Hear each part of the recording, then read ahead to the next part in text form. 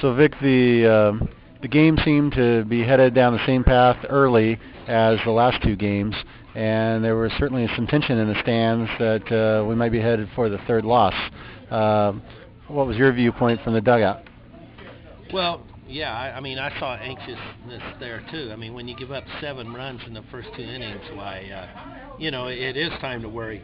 But a big key is Flores just absolutely. We always talk to the kids about when something's going negative or going wrong, be the person to step up and say, that's enough. It stops right here.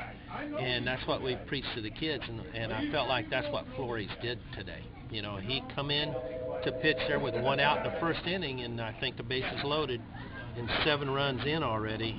And 7 runs in already. And basically, I mean, he got the next 2 guys out without a run scoring, and just by his actions said, hey, that's enough. It stops right here. And then he continued throwing 4 and 2/3 innings, 4 and 1/3 innings, and gave up 1 unearned run. So that was just the total key to the game. East Union was an excellent hitting team. I mean, I think you've already seen it this year with their first 5 wins.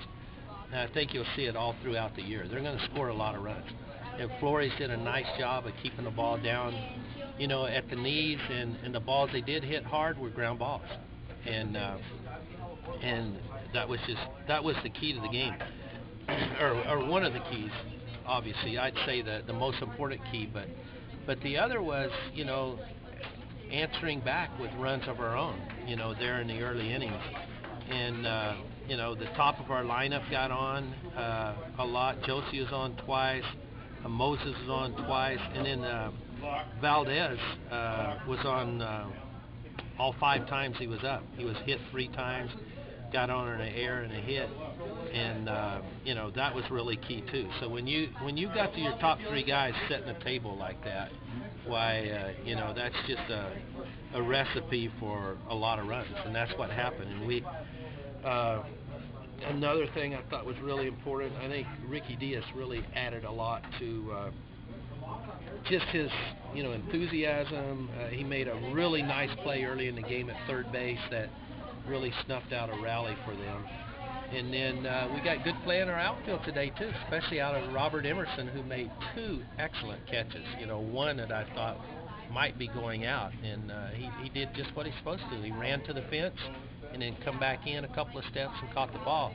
And then there was another play in the same inning that he made a really nice catch on, too. Mm-hmm. So although we did, we're still not happy, with our total defense. We still made 2 errors, but the thing of it is, for the most part, our defense made, all the plays they need to make to win the game. Mm-hmm. So I thought we stepped up and kind of got out of our defensive funk that we've been in the last couple of games. Pretty impressive, too. I don't remember which inning it was, but middle of the game, 5th or 6th inning, when Kyle Moses came in, only had to throw 1 pitch to close the inning out for you. Yeah, absolutely.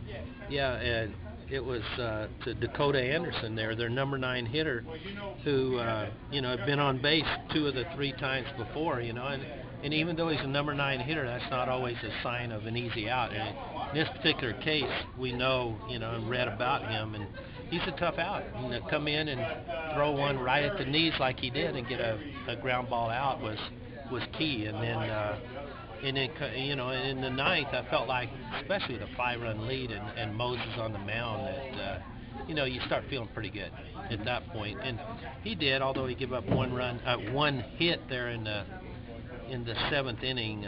Basically, I just really felt like the game was under control at that point. Mm-hmm.